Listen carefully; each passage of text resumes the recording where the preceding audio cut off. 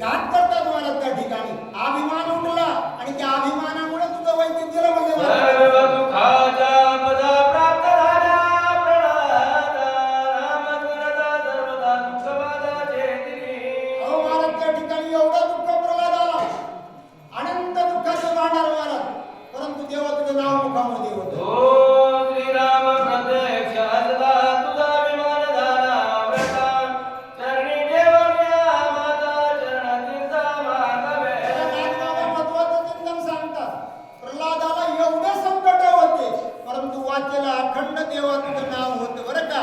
आणि इथं तुझ्यापाशी सर्व काही आहे फक्त वाचेला नाव नाही कारण ते कपाळ नाम नाही वाचे महाराज अशी अवस्था तुझी आहे म्हटले मग कसं काय लक्ष्मण उठलं. येता समवेत औषधी गाई घालिता त्रिशुद्धी सौमित्र उडेल सत्वबुद्धी युक्ती साधी हे माझी. सोपं आहे म्हणले बरं अवघड नाही म्हणले महाराज. रामाचं चरण तीर्थ घे आणि त्या औषधीमध्ये मिसळ म्हटले लक्ष्मण उठलं लवकर. आय कोणी कवीचे वचन संतोष राजू शेण म्या केला स्वाभिमान तो रघुनंदन क्षमा करा.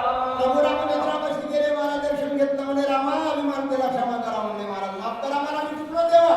मरकटले नेहमी सर्वदा क्षमा करणे रघुनाथा चरणी ठेवणे माता चरणातीर्था घेतले.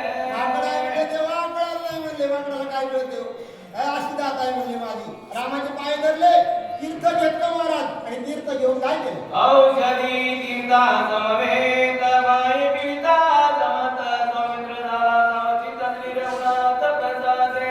बघा महाराज प्रभू रामचंद्राचं तीर्थ मागून घेतलं आणि ते तीर्थ औषधीमध्ये मिसळलं आणि ज्या ठिकाणी लक्ष्मणाला जखम झाली त्या जखमीवर खेळलं लक्ष्मण सावध झाला.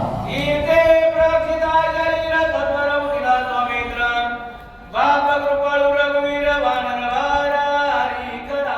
राजबाबा सांगतात तीर्थासह ती औषधी महाराज त्या जखमीवर लावली. लक्ष्मण सावध झालेला एकदम त्या ठिकाणी उठून उभा टाकला. प्रभू रामचंद्र भगवान की जय. तीर्थवरचा हरी जय.